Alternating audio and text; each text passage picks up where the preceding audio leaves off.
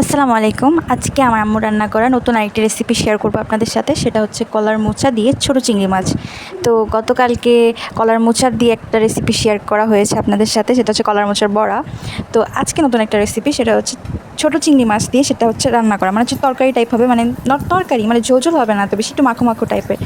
তো ফার্স্টে পেঁয়াজ আর তেল দিয়ে, মানে তেলের মধ্যে পেঁয়াজ দিয়ে এটাকে একটু গোল্ডেন গোল্ডেন করে নিতে হবে। আর কলার মোচা আমাদের শরীরের জন্য কত উপকারী জিনিস, সেটা তো আমি গতকালকের ভিডিওতেই বলেছি। কলার মোচার মধ্যে প্রচুর পরিমাণে আয়রন থাকে, যদি আয়রনের ঘাটতি থাকে তাহলে এটা আপনারা খাবেন বা খেতে পারেন। আর এই রেসিপিগুলো ফলো করার মাধ্যমে যদি আপনারা রান্না করেন তাহলে অবশ্যই অনেক বেশি টেস্টি হবে খাবার, অ্যান্ড ট্রাই করতে পারেন। তারপর পেঁয়াজগুলোকে কিছুক্ষণ নাড়াচাড়া করে রান্না করে যত প্রকার মশলা আছে সব এটার মধ্যে ঢেলে দিতে হবে। মানে হচ্ছে মরিচ, হলুদ, জিরা, ধনিয়া, এগুলো। আর আমার যদি কিছু ভুল হয়ে থাকে তাহলে লিখে দিয়েছি, ওই লেখা অনুসারে আপনারা দিবেন। আপনারা আবার আমার মুখের কথাই আবার কিছু করেন না, ভুলভাল হতে পারে। আচ্ছা, তো যাই হোক, এটা হচ্ছে শর্ট টেকনিক, মনে রাখা যে রান্নাঘরে যত মশলা আছে সব দিয়ে দিবেন। অবশ্যই লিমিট বুঝে যে কতটুকু দিতে হবে, এমন না যে আপনি পুরো বক্স ঢেলে দিবেন, অবশ্যই এটা না, আপনার কমন সেন্স থাকা উচিত। তারপর এটার মধ্যে ছোটো চিংড়িগুলোকে ঢেলে দেবেন। ছোটো চিংড়ি দিয়ে একটু কিছুক্ষণ নাড়াচাড়া আবার করতে হবে। জানি এখানে আবার অনেকের কোশ্চেন হতে পারে যে হচ্ছে আয়রন, মানে আয়রন উপকারী, তাই হচ্ছে মানে যাদের শরীরে আয়রন দরকার তাদের জন্য হচ্ছে কলার মোচা খাওয়া দরকার। আবার হচ্ছে চিংড়ি মাছ দিয়েছি, এটা তো অ্যালার্জির সমস্যা হতে পারে।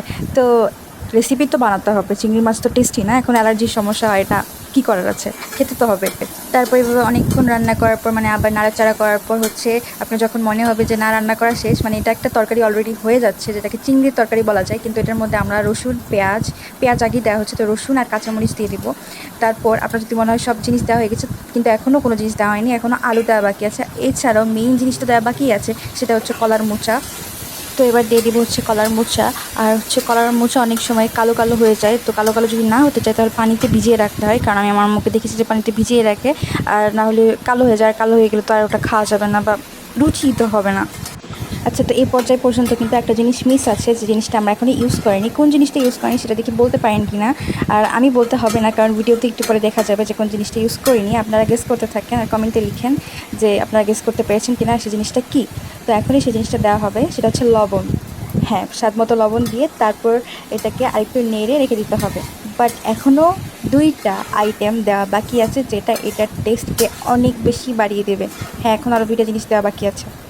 বাই দ্য ওয়ে, আমি মনে হয় দুইটা জিনিস বলেছি, এটা অ্যাকচুয়ালি একটা জিনিস হবে, সেটা হচ্ছে আদা বাটা, আর পরবর্তীতে হচ্ছে পানি। হ্যাঁ, পানিও একটা জিনিস হতে পারে, কিন্তু পানি তো সিদ্ধ করার জন্য তো দিতেই হবে, তো ওটা জিনিসের মধ্যে না রাখাই। আর হ্যাঁ, এই তো আপনাদের রান্না হয়ে গেল, সেটা হচ্ছে কলার মোচা দিয়ে ছোটো চিংড়ি মাছ। এটাকে তরকারি বলা যায় বা হচ্ছে চচ্চড়িও বলা যায়, মানে হচ্ছে মাখো মাখো টাইপের তরকারি। তো এটাকে এখন ঢাকনা দিয়ে রেখে কিছুক্ষণ সিদ্ধ হওয়ার সময় দিতে হবে, যাতে ওটা ভালো করে রান্না হয়। অ্যান্ড তারপর মাঝে মধ্যে একটু একটু করে মানে নাড়া দিয়ে দিতে হবে। আর এভাবেই হয়ে গেল।